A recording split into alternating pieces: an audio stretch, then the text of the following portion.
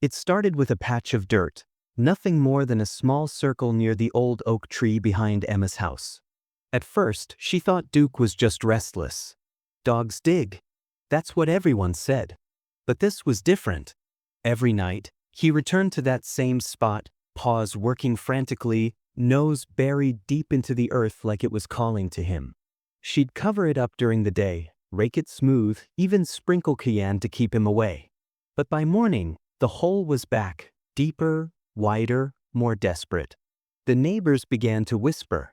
"That dog's digging for something," old Mrs. Talbot muttered from her porch. "Or someone." Then Duke's behavior shifted. He'd pace the yard at night, bark at empty corners, growl low when the wind blew just right. Emma stopped sleeping. She didn't believe in ghosts, but something about Duke's eyes, they weren't confused. They were remembering. And then, one cold dawn, Duke struck something solid. Metal. Emma dropped to her knees beside him. When they pulled it free, she realized her dog hadn't gone mad. He had remembered a truth that someone had buried, and someone still wanted hidden. Emma had never planned to move back to her childhood home. The small two-bedroom house on the edge of town held too many shadows, too many memories sealed into the floorboards. But after her father's sudden passing, there wasn't much left to hold her in the city, just unopened mail, echoing silence, and a dull ache that grew heavier by the day. The house felt older than she remembered. The porch creaked louder. The air smelled of dust and tobacco. But it was still home, in a way only grief can make something familiar again. And in that strange silence, Duke became her only constant. The big German shepherd had belonged to her dad, a quiet, loyal companion in his final years. Emma had always found comfort in Duke's presence. He didn't demand much. He didn't bark for attention. He just existed beside her, steady and warm, like an anchor when everything else felt adrift. But lately, something had changed. It began a few weeks after the funeral.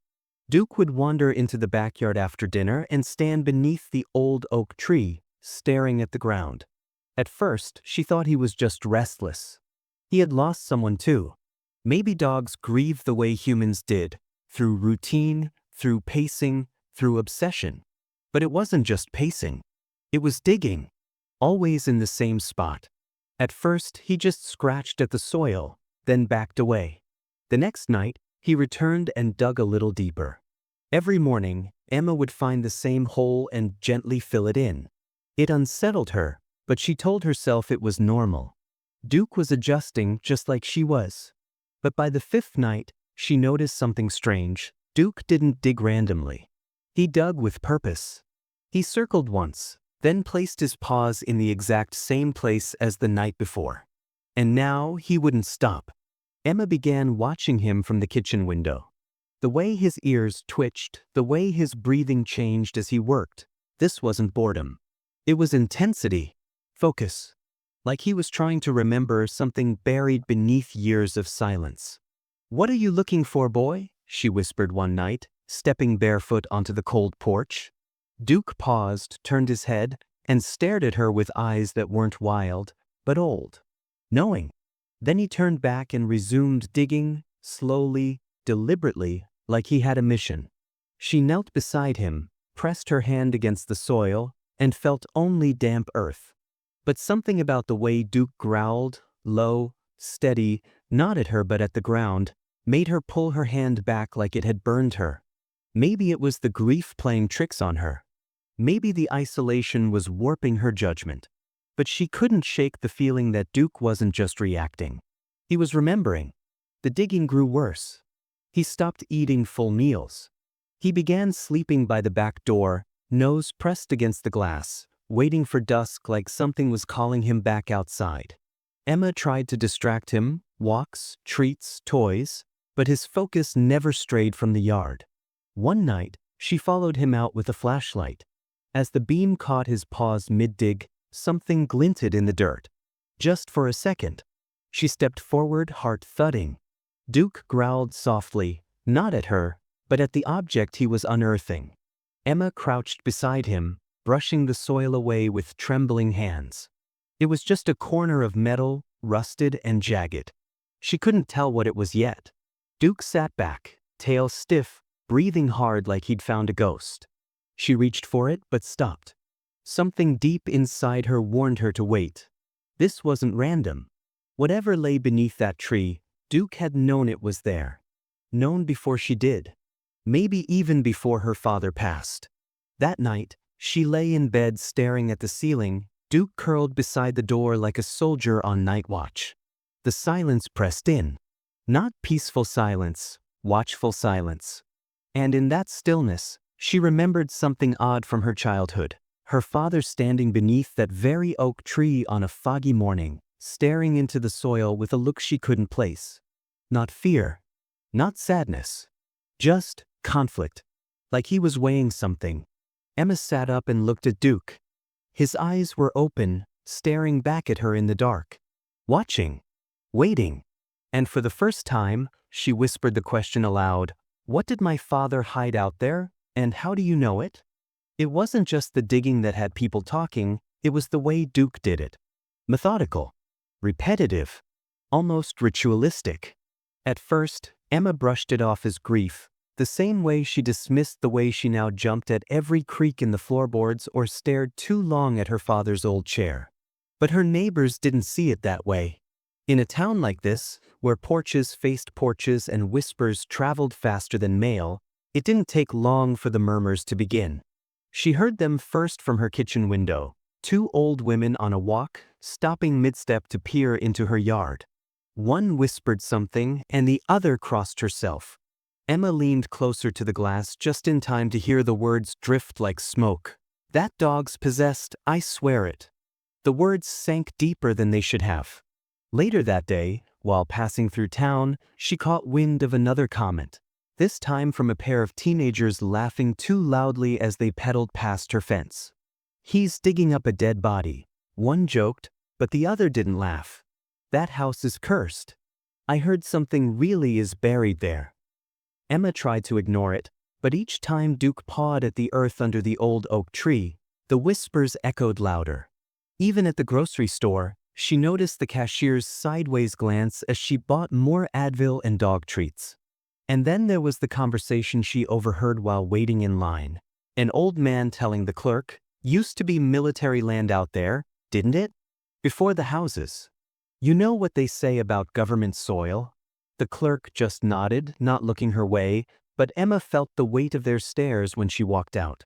That evening, Emma took Duke for a longer walk, hoping to clear both their heads. The sky was a soft bruised purple, clouds low like they were eavesdropping. As they passed the ivy-covered porch next door, Mr. Dobbins called out, his voice raspy with age but sharp as ever. "Emma," he said, not as a greeting but a warning. She turned, surprised to see him standing for once. Usually he sat in his folding chair, watching the world drift by like a man waiting for time to run out. "That dog of yours," he continued, nodding toward Duke, who stood tall and alert beside her, "he's not just digging for bones." Emma tried to smile, playing it off with a chuckle. "Probably just squirrels," she said. "Or maybe he's bored. He misses Dad, I think." But Dobbins didn't smile back. He walked slowly to the edge of his yard, stopping at the fence line. "Dogs don't dig like that unless they're told," he said quietly. "Not by us. By something deeper. Memory maybe. Smelled. Guilt." His eyes lingered on the spot beneath the oak tree. "You ever wonder why your dad never let anyone near that part of the yard?"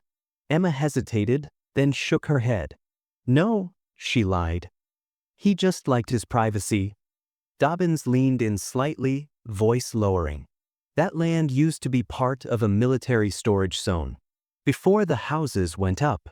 Before the files got lost. Folks round here always said things got buried out there. Not just supplies." Emma's stomach turned.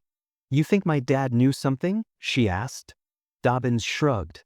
"I think men carry more than they ever say. And dogs, well, they carry what men can't." He turned and walked back to his porch, leaving Emma standing there with Duke, who hadn't moved, who just kept his eyes locked on the backyard like it was calling him home. That night, she sat on the back steps and watched Duke circle the patch again. He sniffed once, twice, then began pawing at the dirt like he always did, slow and purposeful. Emma felt a cold wave roll down her spine. She thought of the whispers, the warnings, the stories. And she thought of her father, how he used to stand by that tree sometimes at dusk, hands in his pockets, not moving, just staring. She'd asked him once what he was thinking about, and he'd only said, "Some places remember things better than people do." Back then, she thought it was just one of his many odd phrases. Now, she wasn't so sure. She stepped into the yard, knelt beside Duke, and placed her palm against the cool, churned-up soil. The earth felt soft but heavy, like it was holding its breath. "What are you trying to tell me?" she whispered. Duke stopped digging and looked at her, not with confusion, but recognition, as if he knew she was finally listening. It happened just before sunrise, when the sky was still painted in bruised purple and soft orange. Emma had barely slept, her eyes gritty and body heavy from a restless night filled with the echo of Duke's claws against the dirt. She'd stopped trying to stop him. There was no point anymore. He wasn't just digging. He was chasing something deeper than instinct. That morning, he didn't wait for her to let him out. He barked once, sharp and clear, then ran to the old oak with the urgency of a firefighter to a flame. Emma followed, heart thudding as her bare feet touched the cold porch steps. By the time she reached him, Duke's paws were caked with damp earth, his breathing fast, chest heaving, but he didn't stop. He scraped with more force now, dirt flying, claws hammering until suddenly his movement halted. He froze. Then slowly, gently, began nudging something half-buried with his nose. Emma knelt beside him, brushing soil away with trembling fingers. Her hand struck metal, cold, rusted, and sharp at the edges. It wasn't large, about the size of a shoebox, but every inch of it hummed with age and secrecy. The lid was sealed tight with time and corrosion. She ran her thumb along the seam, feeling the resistance of years. Duke sat back, watching her, ears forward, tail still. He didn't bark, didn't move. Just watched, like he knew this moment wasn't his, it was hers. Emma stood, hurried into the garage, and returned with a flathead screwdriver.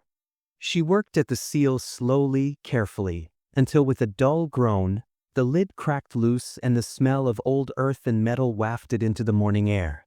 Inside was a faded cloth pouch, folded like someone had once cared about it, once trusted it enough to bury.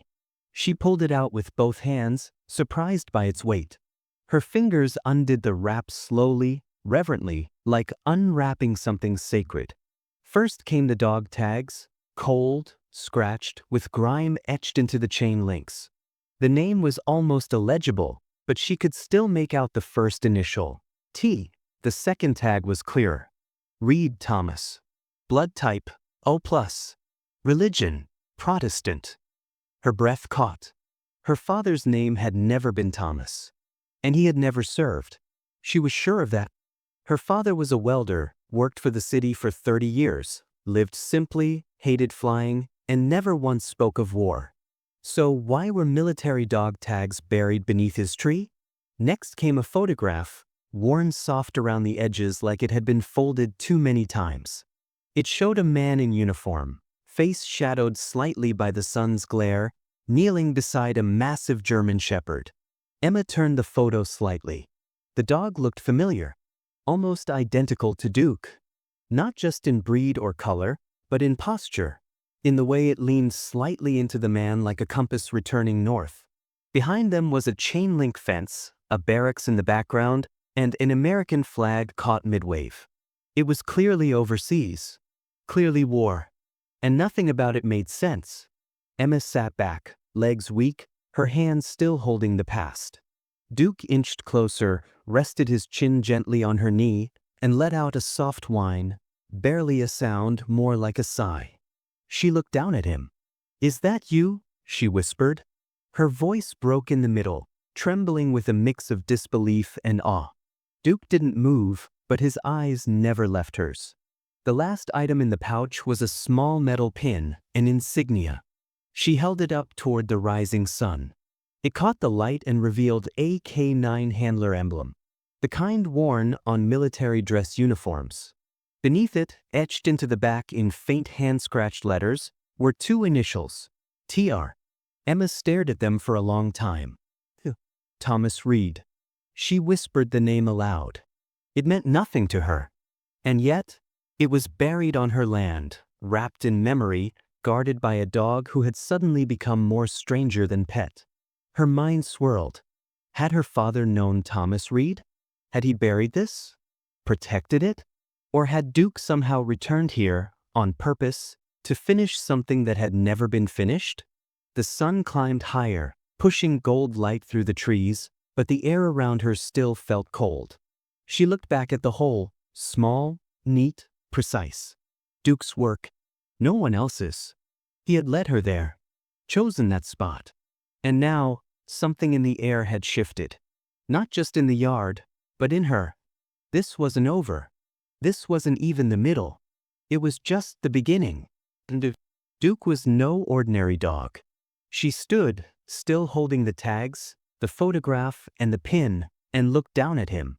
"You didn't forget," she said softly. "All this time, you remembered." Duke rose, walked beside her as she headed back toward the house. And behind them, the dirt patch lay open like a wound waiting to be understood. The box on the table wouldn't stop staring at her. Emma found herself glancing at it between every breath, every sip of untouched tea, every step across the creaky old floorboards of her father's house. The dog tags, the photograph, and that small military insignia, they sat like ghosts, whispering stories her father never told.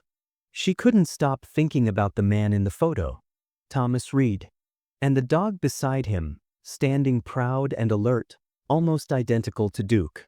Her father had never served, never even mentioned the name, and yet someone had trusted him enough to bury these things in his backyard. Or maybe it wasn't about trust at all, maybe it was guilt. That evening, with shadows growing long across the walls and Duke pacing the edge of the living room like a soldier on patrol, Emma finally gave in. The answers weren't in the garden anymore. They were somewhere inside these walls.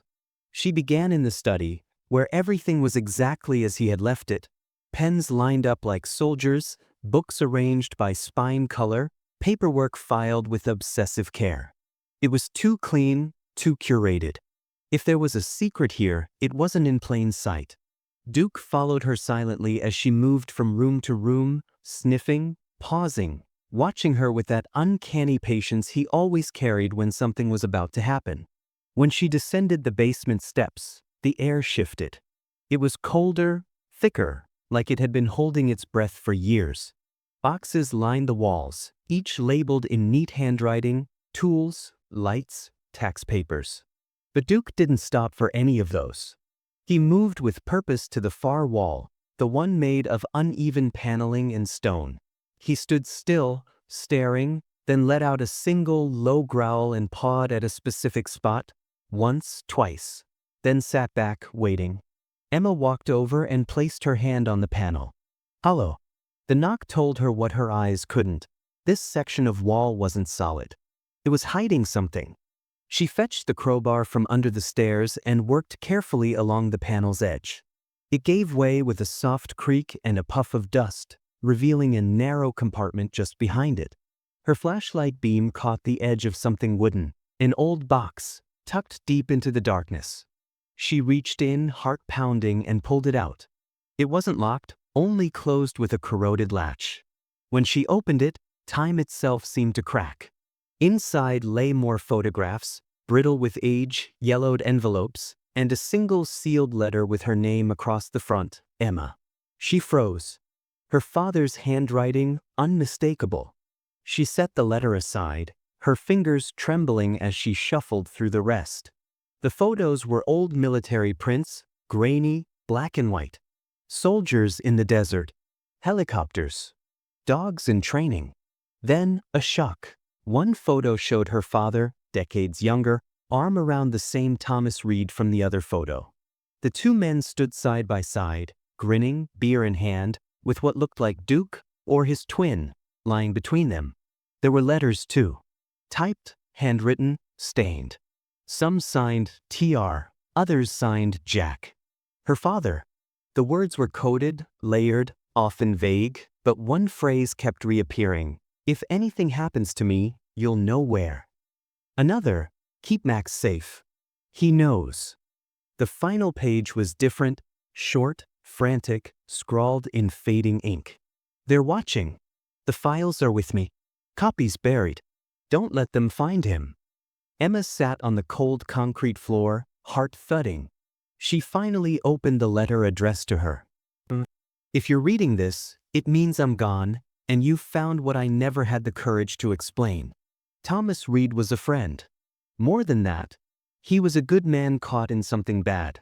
We served together, off record. Special assignments. He uncovered things he shouldn't have. And then he disappeared. One night, years later, the dog came back, half-starved. I never questioned how he found me. I took him in, buried the box, and swore I'd never speak of it again. But if Duke is still digging, if you found this, then the truth is clawing its way back into the light. And you deserve to know what I couldn't say. Trust the dog. He remembers everything I tried to forget. The words blurred as tears welled in her eyes. Duke stepped closer and rested his head on her shoulder, a soft whine escaping his throat like he understood it all. Her father had been hiding a war that wasn't his, protecting a secret that refused to stay buried. And the dog, the one she thought was just grieving, was here not for her comfort, but for purpose. He had carried this truth longer than any man ever could. Now, Emma had to decide. Would she leave the past alone? Or would she dig, just like Duke, until she uncovered every last hidden piece? The letter didn't leave Emma's hand for hours.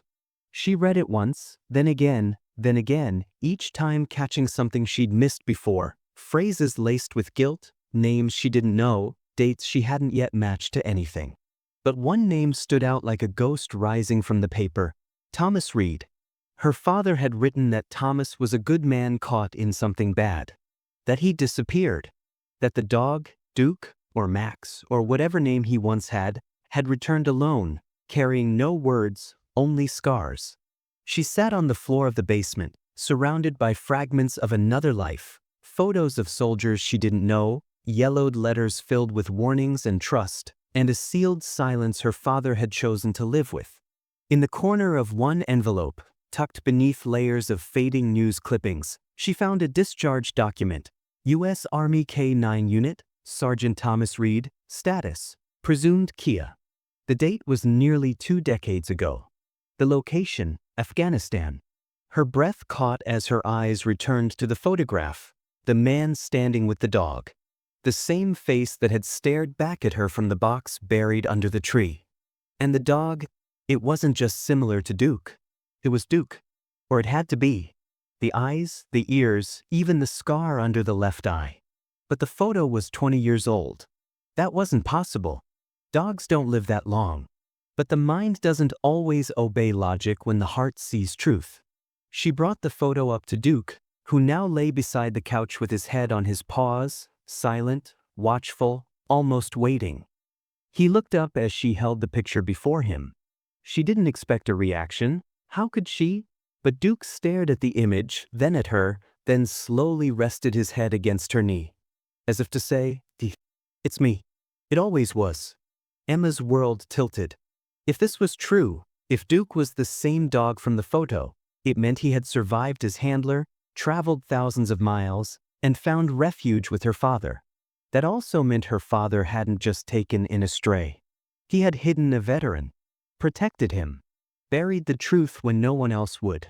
And now, all these years later, the truth was clawing its way back to the surface. Emma spread the letters out across the living room floor. Many were from Thomas to Jack, her father, and detailed fragments of whatever covert operation they had been part of. There were references to shipments, to names redacted in pen, to threats that go beyond command. One letter read, "If I don't make it, keep him safe. He knows more than they think. And he doesn't forget." Another simply said, "Trust the dog. He remembers where the bodies are buried, Literally. It sounded insane, like a script from a forgotten war movie. But Emma wasn't laughing.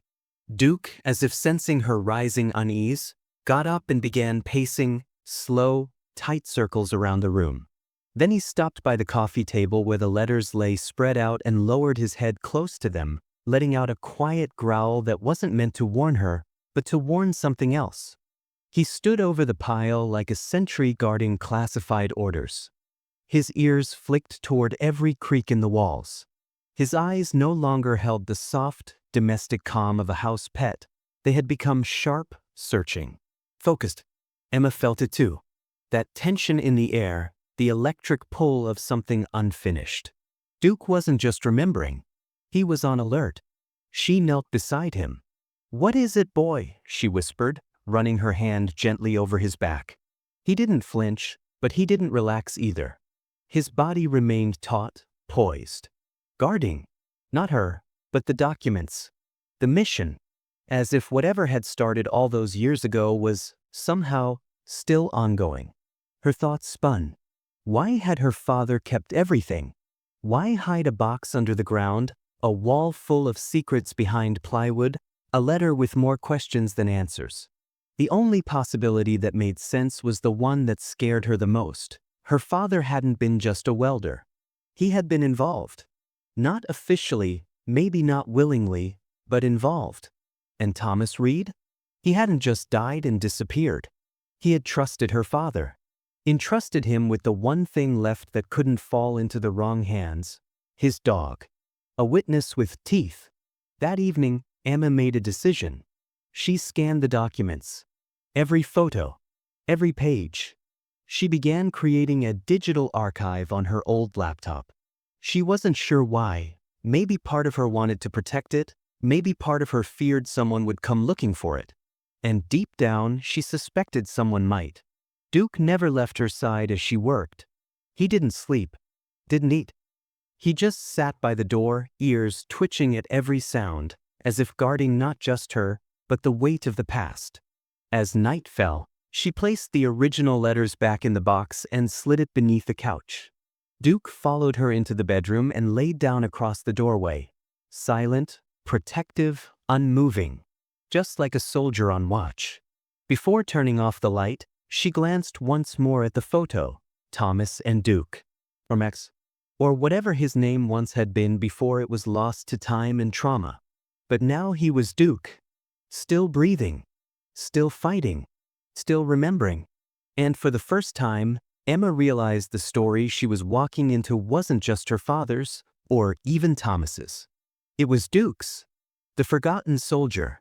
The questions wouldn't stop circling. Emma had spent 2 sleepless nights combing through the letters, rereading her father's words, staring at that one photo, the one where the dog who looked exactly like Duke stood next to a man now confirmed to be Thomas Reed. It wasn't just a resemblance.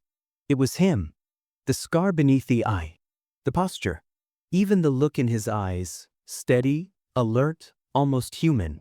But it didn't make sense. Dogs don't live this long. Not without age showing in every bone. And yet Duke moved like a much younger dog, strong, agile, aware. She needed answers, real ones. Not just letters from the past and photographs buried in dirt. She needed science. Logic. Proof. So she loaded Duke into the back seat of her car, heart pounding with nerves and something she didn't want to name, hope, maybe, and drove to the one place in town that might still deal in truth, the local veterinary clinic. The waiting room smelled like antiseptic and wet fur. Duke sat quietly beside her, head raised, eyes calm but alert. The receptionist, a soft-spoken woman in her 60s, gave a polite smile as Emma checked in. "Routine check?" she asked. Emma hesitated, then replied, "Something like that." Dr. Karen Blake was a seasoned vet, tall and silver-haired, with hands that moved gently but confidently. She led them into the exam room and gave Duke a once-over. "He's healthy," she said, running her hands along his spine. "Strong. A little old, maybe 8 or 9. Has he been chipped?" Emma nodded. "Yeah, I think so. I want to make sure." Dr. Blake pulled out the microchip scanner and ran it across Duke's neck. The machine gave a faint beep, then blinked red. Odd, she murmured. The chip's here, but the data's scrambled. Corrupted maybe. Could have been damaged. Fire, impact, electromagnetic interference. Happens sometimes with older military chips. Emma's pulse spiked. Military? The vet looked up. This isn't a standard domestic chip. Placement's deeper. And the encryption format, it's old school, government issued. She paused. Where did you get him? Emma paused too long before answering. He found me. On a sudden impulse, Emma asked if they could run a DNA test. Just to see, she said, trying to sound casual. In case he belonged to someone. Dr. Blake raised an eyebrow, but agreed. It'll take a couple of days. Results come from a national database. If he was registered as a working dog, we'll know. Emma nodded, trying not to tremble as she led Duke back to the car. She didn't know what she expected, maybe nothing. Maybe she just needed confirmation that she was wrong, that her grief and imagination had run too far with this mystery. But deep down she knew. Duke wasn't just any dog. And whatever the DNA revealed, it would change everything. 2 days later, the clinic called. Emma sat frozen at her kitchen table as Dr. Blake's voice echoed softly through the speakerphone. We got the results. Duke, well, his sample is an exact match to a military K9 registered as deceased 8 years ago. ID number K9-5407A. Name, Max Handler, Sergeant Thomas Reed. Emma stared at the wall, heart slamming into her ribs. Deceased, she whispered. That's what the file says. Listed as Kia in 2015. The records were sealed. But it's him. There's no doubt. Dr. Blake hesitated, then added, I've never seen anything like this. You may want to speak to someone higher up. A military contact, maybe. This isn't just unusual. It's impossible. Emma hung up without saying goodbye. Her hands were shaking. She turned to look at Duke, who lay by the door in his usual position. Silent, still, guarding the space like he always had. How did you survive? She whispered. How did you get here? But Duke offered no answers. Only his eyes. Those knowing, solemn eyes that had seen more than she ever would. She picked up the photo again. Thomas and Duke in uniform in another life. The timeline didn't make sense. Duke should be gone. Just like Thomas. And yet he was here, alive and whole, guarding her the way he had once guarded his original handler. The line between memory and miracle had blurred completely. Duke had not only survived, he had found a way back. To her father. To Emma. To the truth buried deeper than anyone ever dared to dig. But that truth was no longer sleeping. It was awake, breathing, and waiting to be told.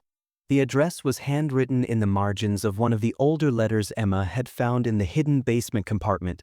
Simple, faded, and nearly lost to time. Reed, Cedar Hills, Missouri. It had taken hours of cross-referencing, some online sleuthing, and a few quiet calls to old records departments, but the pieces had slowly come together. Evelyn Reed was alive. And living alone. The name alone made Emma's heart ache with weight she couldn't explain. Thomas Reed had not been just a name in a letter, he had been a husband. Someone loved. Grieved. And the thought of knocking on that door with Duke beside her felt like knocking on a memory that was never hers to disturb.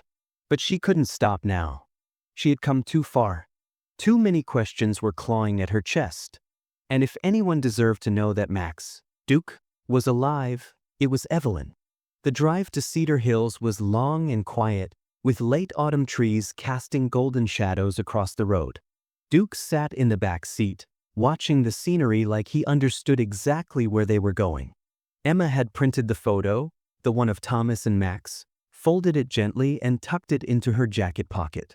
She had no plan, no script, only truth, heavy in her hands and heavier in her heart. The house was modest, nestled near the edge of a wooded trail, white siding faded to cream, a rusted wind chime whispering in the breeze. Emma stepped out, her palms damp, Duke walking beside her with quiet purpose. She knocked once, twice, and waited. The door creaked open after a moment, and a woman appeared, early 60s, silver hair pulled back into a soft braid, eyes tired but kind. "Yes?" she asked, voice cautious. Emma swallowed. "Are you Evelyn Reed?" The woman's eyes narrowed slightly, nodding. "I am. Can I help you?" Emma didn't answer right away. She reached into her pocket and unfolded the photograph, holding it out with trembling hands. "I think you'll want to see this." Evelyn's eyes fell on the image. She froze. Her breath caught so sharply it echoed. She took the photo in her hands, stared for a long moment, and then slowly sank into the chair beside the doorway, like her legs had forgotten how to stand. That's Max," she whispered, barely audible. Her fingers brushed across the dog's image like she was touching a ghost. "My God, that's Max. And Thomas. But he died with him. They told me." Her voice cracked and tears spilled freely down her cheeks. She looked up at Emma, grief and wonder mixing into something holy. "Where did you get this? Who are you?" Emma knelt beside her. "My name is Emma Allen. My father was Jack Allen. He knew Thomas. After Thomas disappeared, Duke, he showed up at our house. My father took him in, protected him. He never told me any of this until after he passed. Duke led me to everything, buried it. The letters, the box, the truth." Evelyn blinked, eyes darting to the dog sitting silently near the porch steps. Her breath left her in a gasp. "That's him. Oh my God, that's him." She stood shakily and walked down the steps toward Duke, who hadn't moved an inch. He stood when she approached, head slightly lowered, ears relaxed but watchful. Evelyn knelt slowly, her hands trembling as she reached out. "Max?" she whispered, the name slipping from her like a prayer. Duke inched forward, then rested his head gently against her chest. And that was all it took. Evelyn broke. Her arms wrapped around his neck, her tears soaking into his fur as years of loss poured out in a storm of emotion. "I thought you died. I thought they both did." Emma stood quietly, tears welling in her eyes too. The moment was too big, too sacred to interrupt. When Evelyn finally pulled back, she looked up, face streaked with grief and awe. "I spent years hating the army," she said. "They said there was an ambush, that neither Thomas nor Max survived. Closed casket funeral. No remains. Just a folded flag and silence. I couldn't ask questions. They told me not to." She looked at Emma. "Why didn't they tell me the dog survived?" "I don't think they knew," Emma replied. "The letters suggest Thomas had uncovered something dangerous. Illegal shipments. Maybe corruption.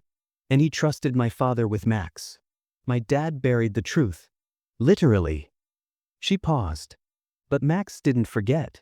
He started digging after my dad passed. Like he knew it was time." Evelyn nodded slowly, absorbing every word like it was sacred scripture. "He was always smarter than the rest. Thomas used to say, 'Max could smell a lie before it left your mouth.' I thought it was just handler pride. But now." She stood and looked down at Duke. "Max," her voice now steadier, "I buried them both in my heart.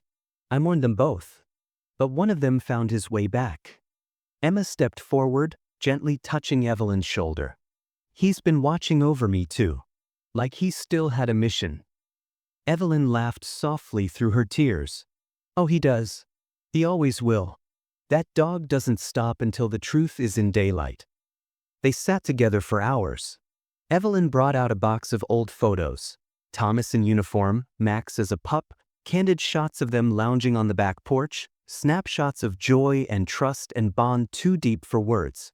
Duke sat between them, his head occasionally resting on Evelyn's lap, then on Emma's foot, like he belonged to both. And maybe he did. Because this wasn't just about one man, one mission, or even one war. It was about memory. About loyalty that outlived bullets and orders and graves. about a dog who had carried something no one else could. And in that quiet house at the edge of a Missouri forest, the truth finally had a voice again. And a heartbeat. Evelyn's living room had fallen into that sacred kind of stillness that only comes when truth is finally ready to speak. Max, once Duke, rested by the window, watching the fading golden light across the trees, his body calm, but his presence electric, like a living relic of a buried war. Emma sat across from Evelyn, her mind still spinning from everything that had been said, every letter, every photograph, every scar this dog had carried across continents and years.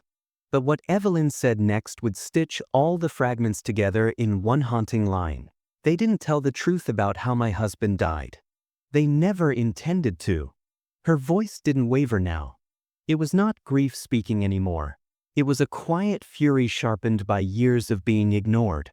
She held the photo Emma had brought. Thomas and Max standing side by side in that sun-bleached desert landscape, looking younger, proud, unbroken. Thomas had been digging into something, she continued. Illegal weapons transfers, black market deals. He didn't give me details, only warnings. Said some of the higher-ups in his unit weren't just looking the other way. They were involved. When he got too close, he told me he'd probably disappear. That's what he said.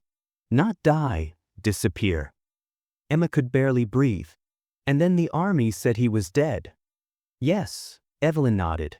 In an explosion. No body. No remains. Just a statement and a closed casket funeral. I remember standing there, watching the flag being folded, thinking, this doesn't feel like closure. It feels like cover-up. And then Max was just gone. They said he died too. But when I asked for records, veterinary logs, post-mission reports, they told me everything had been classified or lost. Just like that.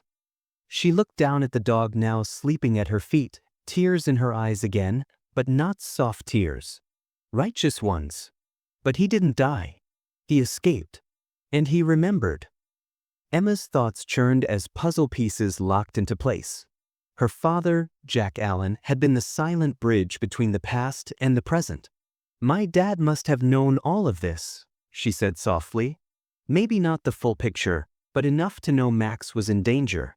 That someone wanted him silenced as much as Thomas. Evelyn nodded. Jack was the only man Thomas ever called, his backup plan. He said if anything happened, Max would find Jack. And Jack would know what to do. He must have taken Max in. Hid him. Buried everything Thomas sent. She glanced at Emma, eyes narrowing with conviction. And he waited until you were ready. Max did too. All this time, they were waiting for the right moment. Emma felt something rise in her chest, like grief, but louder. Anger maybe. Betrayal. So this whole thing, the digging, the letters, the photograph, Max was trying to tell the story they buried. She shook her head.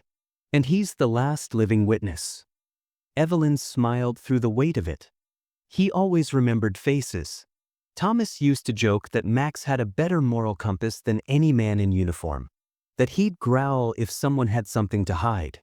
I thought it was handler pride. Now I think he was right. Emma stood and began pacing. Her phone buzzed again, a known number. No message. Just silence. She didn't answer.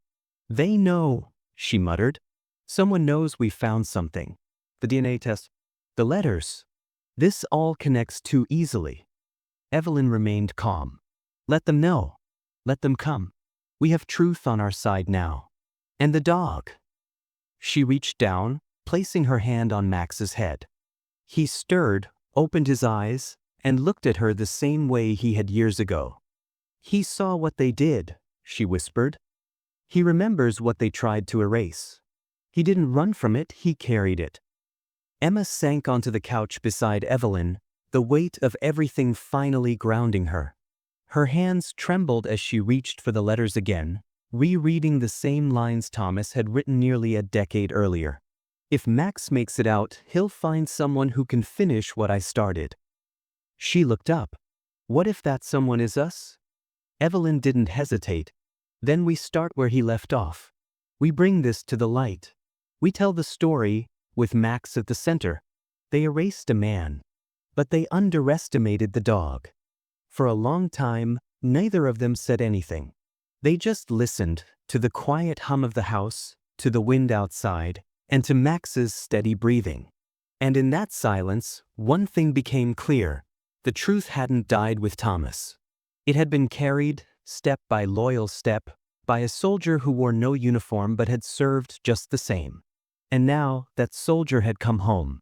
They returned just before dusk, the wind colder now, brushing through the trees like whispers of something waiting.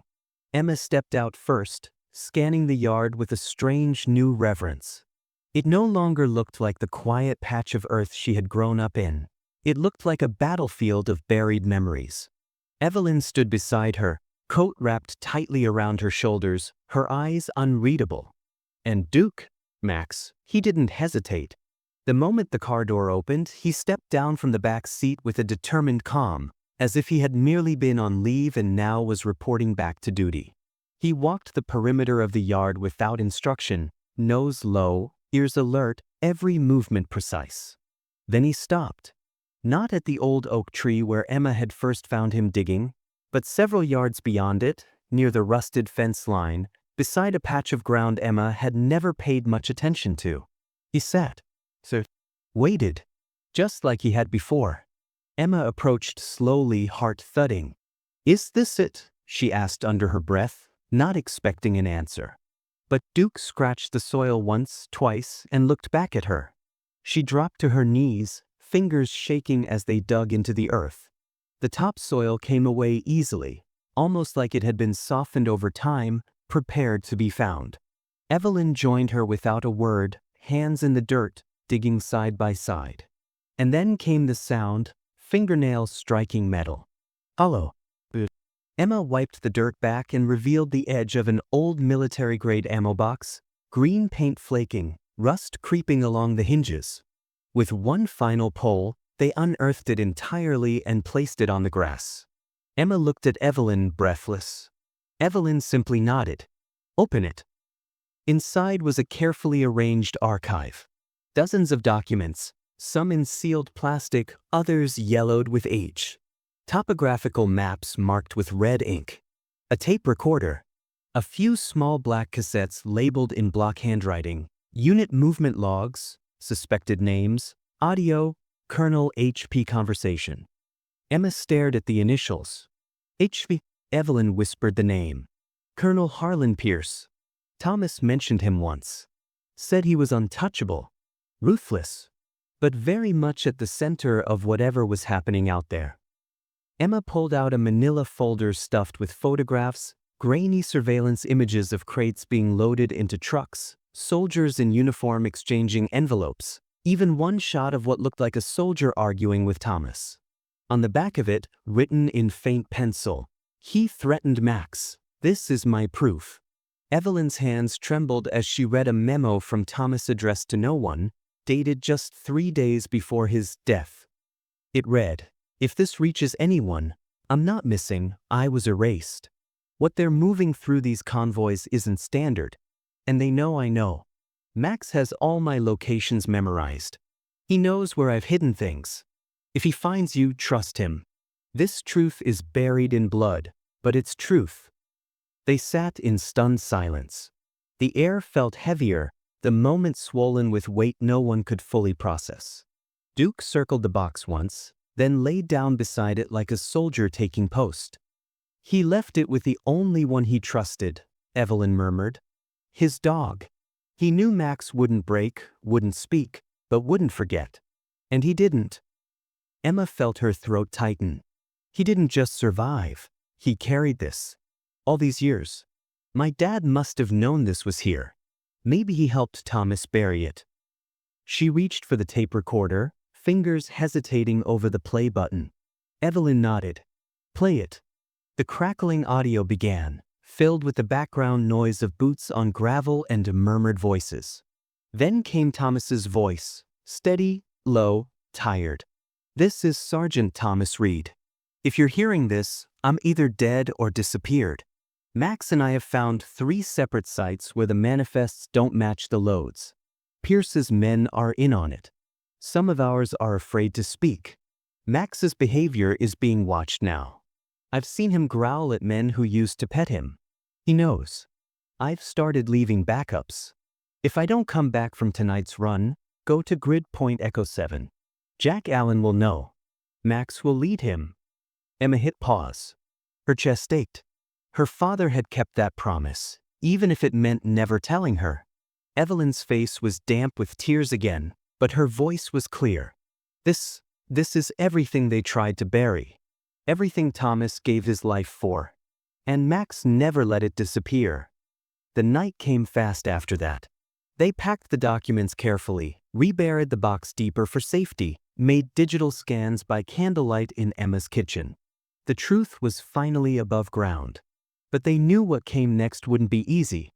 There were names in those files, real names, dates, evidence. And Max, Duke, had just drawn the line in the dirt for the world to see. Tomorrow they would make calls.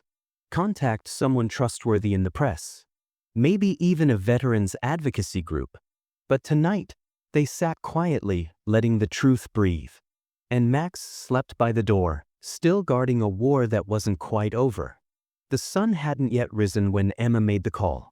Her hands trembled slightly as she dialed, the warmth of her coffee barely cutting through the chill that had settled in her bones since unearthing the ammo box. On the other end of the line was someone she hadn't spoken to in years. Maggie Tran, a local journalist who had once covered her high school debate team, now a respected investigative reporter known for exposing corruption in quiet corners of the Midwest. Maggie answered on the second ring, her voice tired but curious. Emma? Been a long time. Emma didn't waste time. I have something big. Documents. Recordings. Evidence from a soldier who was silenced. And a dog who never forgot. There was a long pause. Then, where are you? Within the hour, Maggie pulled into the driveway, her expression shifting from skepticism to astonishment the moment Duke stepped out of the house. She crouched down slowly, eyes meeting his. This is the dog? Emma nodded. He's more than that. He's the witness, the messenger, and the last living piece of a truth someone buried and never expected to rise again. The living room became a makeshift newsroom. Maggie wore gloves while handling the documents, snapping photos with a digital camera, listening intently to the tapes as Emma and Evelyn filled in the gaps. The photos, the hidden room, the coded names, the audio from Thomas Reed himself, and then, of course, Maggie listened in silence, her jaw tightening with every new revelation. You understand what this is? She said finally, her voice low. This isn't just a story. This is a scandal. Possibly a national-level cover-up. Emma nodded. And it's not over. Maggie tapped the stack of maps. No. But it starts here. 3 days later, the article dropped. Front page of the online edition. Headline bold and unapologetic. Missing war dog returns, with evidence that could rewrite military history. Below it, a haunting image. Duke sitting beside the open ammo box, one paw resting near the photo of Thomas Reed, his eyes calm, alert, timeless. Within hours, the story went viral. Major outlets picked it up. Cable news called it the most extraordinary case of loyalty, survival, and silence ever broken by a dog. Emma's phone rang endlessly. Messages poured in, journalists, veterans, advocacy groups, even a retired Pentagon analyst who said simply, "This story is real. You're in danger. But don't stop." The country responded with a roar. Veterans from all over began sharing eerily similar stories. Buddies who disappeared, mission logs that didn't match official statements, K-9 handlers whose dogs never came home and whose deaths were ruled accidental, with no further details. The small town that once whispered behind Emma's back now stood still in awe. The same neighbors who'd once said that dogs possessed, now looked at Duke with reverence. Children left drawings of him at Emma's front porch. A retired Marine left a folded American flag on her steps with a note that read, "I served with Thomas. He was the best of us." Thank you for giving him a voice again. A week later, Duke was featured on national television, sitting stoically beside Emma during a segment where she recounted the entire ordeal. When the host asked, "Do you believe this dog knew what he was doing?" Emma didn't hesitate. "I don't think he ever stopped knowing. He carried the truth when no one else would." Statues weren't far behind. A group of veterans in Colorado launched a fundraiser for a bronze memorial, not just for Thomas, but for every service dog who died unnamed, unhonored, unspoken for. The sculpture would feature a German shepherd seated beside a military boot and a sealed envelope, no name needed. The plaque would read, "For the silent, loyal witnesses who carried truth across time and war." Meanwhile, Evelyn took to the public stage with grace and quiet power. In a live interview, she held the very same photo of Thomas and Max that had started it all. "I lost my husband once," she said, "but I grieved him twice, once for his body and once for his memory. Today, thanks to this dog, I get to let go of the lie and remember the man as he truly was, brave enough to speak, loyal enough to die for it." What followed wasn't just a cultural wave, it was a reckoning. Former officials were questioned. Colonel Pierce's name surfaced again and again in the documents. Congressional members called for a formal inquiry. A subcommittee on veteran affairs launched an investigation into the military's handling of K-9 units and cover-ups tied to operations in war zones. The ammo box, its contents, and Duke himself became part of a traveling exhibit titled "Voices Buried: The Forgotten Dogs of War." Through it all, Duke remained unchanged, silent, present, and dignified. He didn't bark during interviews. He didn't flinch at flashbulbs. He didn't seek attention. He simply sat by Emma's side, occasionally glancing at her with that quiet, loyal look that said, "We're not done yet." Emma often wondered if he knew the noise he had started, if he felt the weight of it, if he recognized the old veterans who knelt in front of him and whispered, "You remind me of Bravo," or "I never got to say goodbye to mine." But if he understood, he never let it show. His purpose had never been fame. It had been memory, and now he had become the face of it. Duke was no longer just Emma's dog. He was no longer even just Max. He was a living monument, not to war, but to what we bury, and what refuses to stay buried. The letters came first. Folded sheets of paper with no return address, typed in sterile font, each message colder than the last. "You've made your point. Now let it go." Then, "He died for a reason. Don't die for a story." Emma read the first one with trembling fingers, sitting at her kitchen table while Duke paced by the door. He hadn't slept much lately, his instincts razor-sharp, his ears always alert. Something in him had shifted since the story went public. He no longer acted like a dog protecting a home. He moved like a soldier watching a battlefield. Emma tried to act brave, brushing it off when Evelyn noticed the change in her posture, the shadows under her eyes. But when the third note arrived, this one smeared with dirt, and a single word scribbled across the bottom in pen, "Retract." The fear she had tried to bury rose in her throat like bile. The phone calls started after that.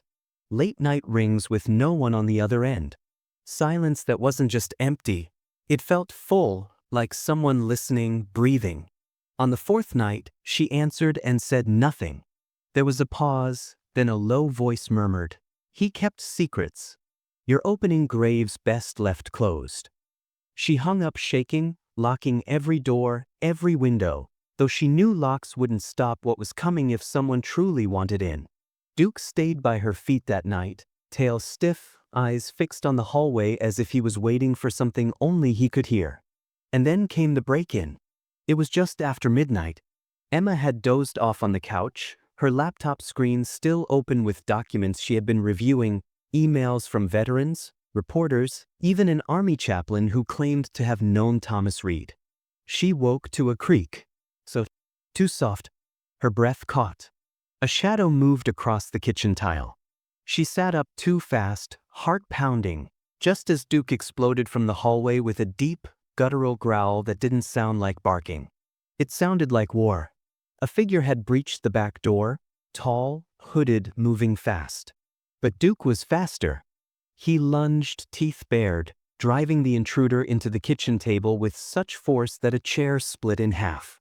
There was a shout, a struggle, then the sound of footsteps retreating out the door and into the night. Emma stood frozen, chest heaving, watching as Duke held his ground by the shattered doorway, chest puffed, eyes wild. Blood stained his front leg, not his own. Emma called the police with shaking hands. They arrived, took statements, found glove fibers, partial boot prints, but no suspect. No motive they could prove. Probably a random burglary, one officer offered, unconvinced. But Emma and Evelyn knew better. "You're doing what Thomas died trying to do," Evelyn said the next morning as she cleaned the splinters off the floor and wrapped Duke's leg. Her voice was steady, but her eyes burned with fury. "They're scared. You didn't just uncover a secret, you've made them feel exposed. And men like that only know two ways to respond: silence or force." Emma exhaled slowly, a knot tightening in her stomach. "I didn't think it would get this far. I thought, if we just told the truth." "They've lived off lies for years," Evelyn interrupted. "The truth is a threat, especially when it walks around on four legs and won't go away." Emma looked at Duke, who lay curled by the fireplace now, eyes open, watching the window. His fur was thick with dust, but his body was unshaken. He hadn't whimpered once. Not when he was injured. Not even after the man escaped. Emma knelt beside him, pressing her forehead to his. "You're still fighting, aren't you?" she whispered. "Still protecting what Thomas gave you. What my father protected. What we're all carrying now." That night, Emma installed cameras. Changed her locks. Alerted Maggie, who promised to run another story, this time about the threats, the break-in, and the growing concern that someone was trying to silence the truth again. But more than that, the attack did something unexpected. It galvanized people. Veterans sent more stories. Activists raised their voices louder. Someone anonymously mailed Emma a flash drive filled with more military files. Proof that Pierce's name showed up in similar allegations going back a decade. The fight wasn't quiet anymore. It was on screens, in inboxes, across dinner tables. The truth had its own momentum now. And Duke, Tex, remained at the center of it all, guarding not just Emma, but the memory of a man they tried to erase. He wasn't just a dog. He was a living challenge to a system that believed silence was permanent. The courtroom was silent in a way that felt sacred. Even the hum of the overhead lights seemed quieter, as if the air itself knew this moment had been a long time coming.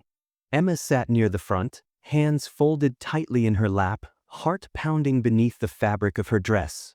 The panel of government-appointed investigators, former military officers, and one civilian judge looked down from their bench with somber expressions. What had started as a local news story had now unraveled into a national reckoning. A formal inquiry into the classified events surrounding Sergeant Thomas Reed's death and the suspicious circumstances tied to his final mission. Evelyn sat beside Emma, silent but strong, her fingers tracing the frayed corner of the last letter Thomas ever wrote. And at Emma's feet, calm and still like a soldier on post, was Duke, Max, whose presence had summoned this entire reckoning into existence. One by one, the evidence was presented. Emma testified first. Her voice trembled at times, but never faltered. She spoke of the digging, the discovery, the ammo box, the letters. She played the audio recordings in the courtroom, Thomas's voice cracking through the speakers like a ghost demanding to be heard. There were maps, dog tags, forged inventory lists, even a DNA report confirming Duke's identity as a military K-9 listed as Kia 8 years ago. But no piece of paper could match the weight of what came next. A bailiff entered from the side door, carrying something wrapped gently in linen, Thomas Reed's coat.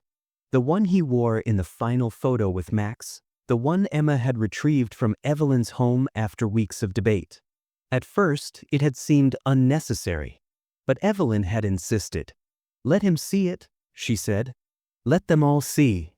The judge gave a silent nod as the bailiff placed the coat on a wooden bench in the center of the room, then stepped back. Emma knelt beside Duke and whispered softly in his ear. No commands. No gestures. Just a name, Thomas. What happened next was something no lawyer, judge, or spectator in that courtroom could explain.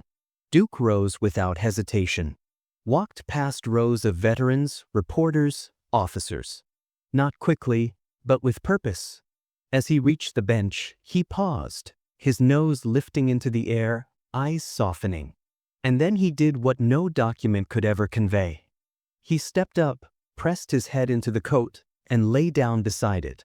Not like a display, not like a performance, but like a dog who had waited a lifetime to return to the man he lost. The silence in the courtroom broke only with the sound of a choked sob from the back row, and then another and another. Even one of the officers on the panel blinked back tears. The judge cleared his throat, but his voice was softer now. Let the record reflect that the animal recognized Sergeant Reed's uniform and responded with demonstrable memory and loyalty. He paused again. Remarkable. The inquiry continued, but the weight had shifted. Colonel Harlan Pierce's name came up again and again, tied to documents, accusations, even ghost accounts that lined up with Thomas's reports. A subpoena was issued for him to testify, and when he refused, the courtroom stirred. By the end of the third day, the panel retired to review their findings. Their conclusion would not carry criminal sentencing, but it carried something greater: truth. The jury of officials returned with a unified recommendation, one that would soon be escalated to a federal level. A full, formal investigation into Colonel Pierce's operations was to be launched immediately. All deployments involving his command were to be re-evaluated. The death of Sergeant Thomas Reed was no longer considered accidental. It was now officially under suspicion. Emma didn't smile when the verdict was read. She didn't cry either. She simply reached down and stroked Duke's back. He looked up at her with eyes that said it all. "We did it. We kept our promise." Evelyn leaned in, whispering through tears, "He made it home. Not just physically, but all the way home."